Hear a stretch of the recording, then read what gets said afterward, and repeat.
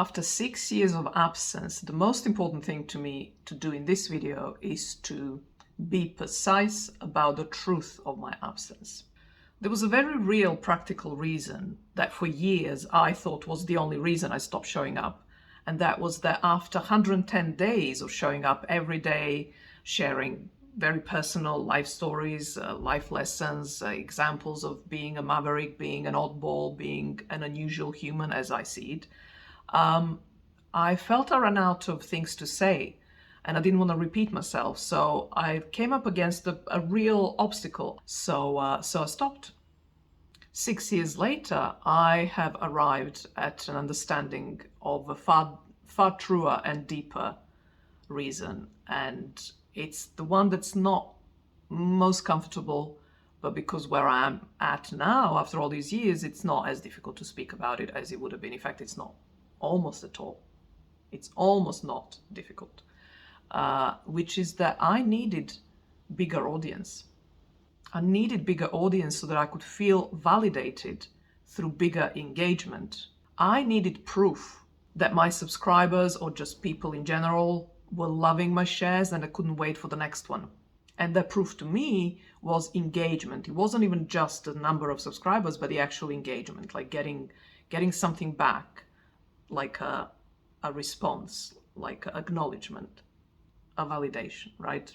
Now, I had a few subscribers. In fact, I think there's still the same number of subscribers since those days, and they may still hang around.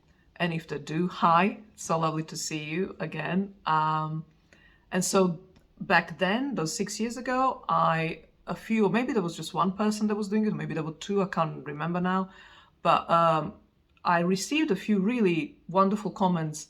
They were thoughtful, considered comments and gave me a lot to respond to. And I loved that. And I was so appreciative and grateful for that at the time. And it was actually acting as a motivator and inspiration to keep going as well. So thank you. And those 6 years ago, I was unsure of my YouTube worth, the worth of such deeply personal, non-educational, non-edited videos that I was sharing. And I think that was a valid feeling because yes, for the however long, was it almost 6 months I was sharing, I had only a few subscribers, less than 20. So I think YouTube algorithm, I was right, the YouTube algorithm doesn't like that, and it doesn't. But back then I equated that algorithm value with my own personal value. And so I was measuring my worth with YouTube criteria, with quantity, not quality. But 6 years is a long time, and a lot has changed since I have changed. So this video is really about the arc of that change, the story of how I transformed, what audience, engagement, subscribers, viewers mean to me. So let me take you back to the thumbnail of this video, and I'm just gonna move myself a little bit and put it there for you to see. That was me 2 years ago in a public space, actually a shopping center, or as Americans would I think call it, shopping mall. On my knees, making a painting that was deeply personal to me. The same kind of deeply personal that my 110 videos, a lot of them were 6 years ago. The painting revealed an old wound. And even though it was more symbolic representation of the wound, it was still literal enough, at least to me, to see it for what it was and therefore make me feel vulnerable, exposed, uncomfortable to be doing this and showing this in a public space. So that experience echoes my experience on YouTube 6 years ago. It was like a clear sense that there were people around, so I could see my subscribers. Occasionally I would see someone subscribe, right, as they do. Notification arrives. Also, like I mentioned, those engagements, like people leaving comments or just people liking, but also knowing that I'm in such a public space and people might be seeing. I don't think I was actually checking my stats, which I'm pretty sure it wasn't. Or maybe I was. But you know you're in a public space and you know that you could be seen. And here I also was in a public space. People were walking past me. Sometimes I could see them even looking at a painting, but with no engagement. The only engagement I occasionally got was just a hi or kind of nod to me as a maker, as a painter, as an artist, however they saw me. But no one commented on the painting itself. I didn't get a sense that they were like judging me. I just didn't get a sense, maybe they were. But also didn't get a sense that they liked it. So it was that vacuum of feedback was present in that experience 2 years ago, like it was 6 years ago here on this YouTube channel. So in the past, this would have made me question myself and eventually stop myself from showing up and doing this work, the work of creating publicly. Back then YouTube, here 2 years ago paintings. But this time I finished the painting in public. So as I sat to prepare for this video, looking back on the trajectory of the last 6 years, in particular to do with the audiences, as that's the arc I identified as the one that kept me away, I could now see that that time something was already shifting in me. And it's how this arc became visible to me. It was that missing piece of what was it that now, 6 years later, I'm here? What made this possible? And I discovered it was actually something very specific that started innocently, almost like a response to a frustration. And I didn't see this. I didn't see this coming. I didn't see it was going to change anything. I've done these similar things in the past and they just didn't last. But something about this one was very different, meaningfully different. So back to those 6 years ago when I stopped showing up here on YouTube, I was actually really not happy. I was sad. I didn't want to stop showing up. I didn't want to stop creating. I didn't want to stop doing what I was doing. And yet there was a real issue with audiences and this lack of engagement as perceived by me, my insecurities about my worth and all the stuff I just talked about, that was holding me back. I was in a creative turmoil. I kept craving to create what I want to create, however odd, however weird, however potentially unlikable or unconventional, whatever, or difficult or dark or I don't know, whatever, however I perceived that my creations would potentially and likely what they would evoke in others. I kept also wondering, well, what if no one really cares? What if they will not like it? It's like I couldn't create without the audience and I couldn't create with the audience. So I was stuck in this limbo of my internal audience tug-of-war for 2 years until I eventually gave in and went for an easier option. Because I needed to release this. This needed to be done. I just couldn't wait any longer. I could feel it being detrimental to my health. So I found a way to set this up, to set this space up for me easily, but also in a way that I can just start creating straight away. There was like what's that expression, like a low barrier to entry. And I was off. Now, what was particularly significant about this space that I created, it was that it was private and that it had no audience.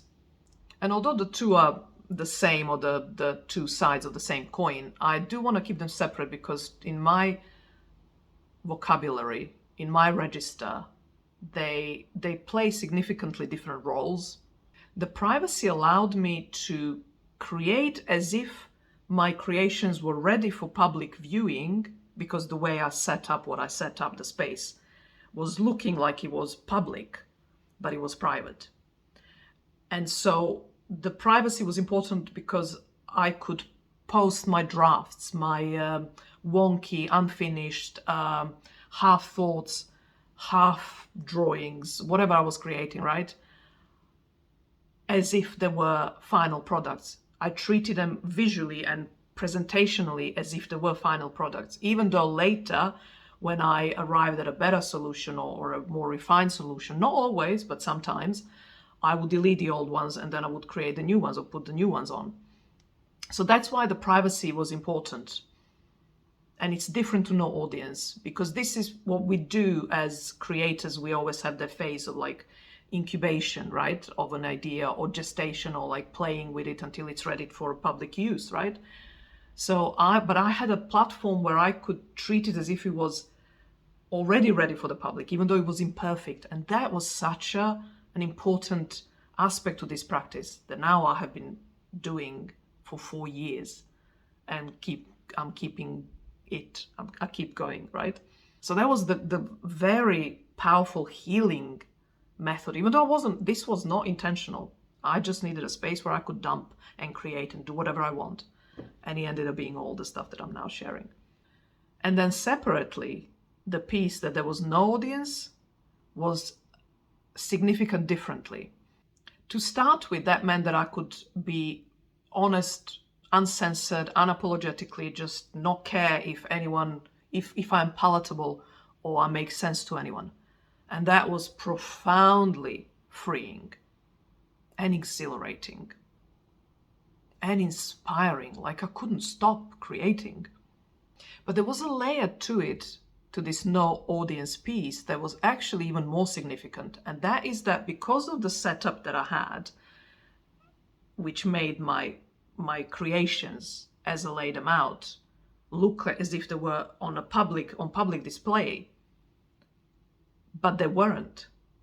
But in my, as you may well know, that visual can do a lot of work that physical doesn't need. Like, you can get yourself physically and cellularly realigned by just immersing yourself in a different visual, and that visual then becomes your cellular blueprint, let's say. So that's what this visual was doing for me. It looked like it had the whole world as an audience, but it didn't. And there was something about that. I prepared. This is the first and the last video probably I'll be preparing as much as I prepared for this one, because I just wanted to be as accurate and precise about this, because this was incredible. And I still don't have the words beyond what I just shared of what this was and how important this aspect that it looked like public, but it wasn't. So the safety that I felt was now associated with a public presentation, with a public exposure, even though it wasn't. But visually, I wasn't reminding myself of that. I wasn't even caring or thinking about it, but it was doing that work because it was that. So I was acting as if this was for no one's eyes, and yet it looked like as if it was for everyone's eyes. That was the magic. That was the alchemical, what's that expression? Agent. And it's why the title of this video is "The Years I Made Things for No One." Because for 4 years, in the most real sense, I kept making daily. Sometimes I'd have a whole day of making, 10 things. Sometimes a week with just 2 things, depending, right? Creative ebb and flow and all that.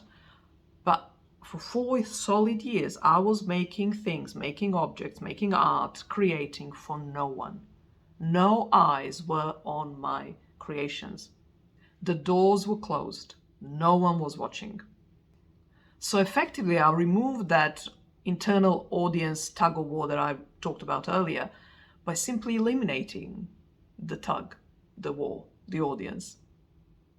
And I loved it. But that's not the end of the story. So bear with me a few more minutes. Because strictly speaking, I did have an audience. An audience of one. And the one was me. The only eyes on my work were mine. The only one watching was me. The only one seeing me was me. And that is how I healed my audience wound. Or as it's, I imagine, probably more widely known as the visibility wound. I experienced firsthand, I gave myself directly the experience of an audience, of a nourishing audience, of a supportive audience, even when I technically didn't have one. And yet in a very meaningful way, in a very real way, I did have an audience, even if it was just me. I spent all my online scrolling time on my own content. Private as it was where I lived, where I scrolled infinitely, loving, admiring, feeling fed by, nourished by, supported by every single piece. In the way no other content creator out there, however amazing, deep, meaningful, resonant with me, could have done. Only I could have known, even without knowing it, even without the intention of nourishing myself or giving myself anything particular. These creations came out of my own needs, my own cravings, my own wounds, my own desires, my own shame, the exact way I would phrase that shame, that wound. So when I was reading it back in a way that was supportive, nourishing, so it wasn't like as a creator, as a human being, I don't blame, I resent blaming. I blame blaming for all the problems in the world. So I approach all my own crap, all my own problems, all my own pain with love and care and compassion and curiosity, at the very least curiosity. And also courage, like I want to show it for what it is. So that's why this was like a feeding loop in terms of a nourishment loop. It wasn't like a diary where you just dump your crap and you just sort of just rave against the world. No, this was me looking at myself from all the angles and my life and whatever, and because my life and me are is the food that feeds my art always. So what I was creating was nourishment, because the way I approached it, it was meant to be a nugget of sustenance. And if you're thinking this was self-obsession, you wouldn't be wrong. But let me tell you this one thing, and please remember, this is very important, at least if you want to understand my position, where I'm coming with this from this, anyway, is that this kind of self-obsession was medicinal. It's the best kind. It's the healing kind. It was changing me, evolving me, cleaning me, detoxing me on a cellular deepest level. And over time, I compounded self-confidence, self-trust, and self-sufficiency into my own compass of any kind: moral compass, artistic integrity compass, truth compass, beauty compass. My unconscious cravings to be seen, so I could feel validated, were alchemized into conscious desires that go like this. To have an audience would be lovely. To have fans who love my content and cannot wait for my next creation would be wonderful. And to have them want to buy my creations would be amazing. But I don't need it. I do not need any eyes on me anymore. It'd be great if I have them, and if they're good eyes, well, they're the only eyes that I'm interested in. But if I don't have them, it's all good. It's all as good as good. I'll be making my objects, I'll be creating, whether I have anyone watching or whether no one is watching. Oh, and before I go, if you're curious to get a sense of how this channel will do and look differently going forward, look down to the last 112 videos. You don't have to watch them, by all means you can, but you don't have to. The invitation is for you to just scroll through the thumbnails, starting with the top one as the beginning and then all the way down to the last one. It will read as a story, a genesis story of She Maverick, the old channel, the old handle I had on this very same channel, told in 112 thumbnails. And then if you love it, please let me know.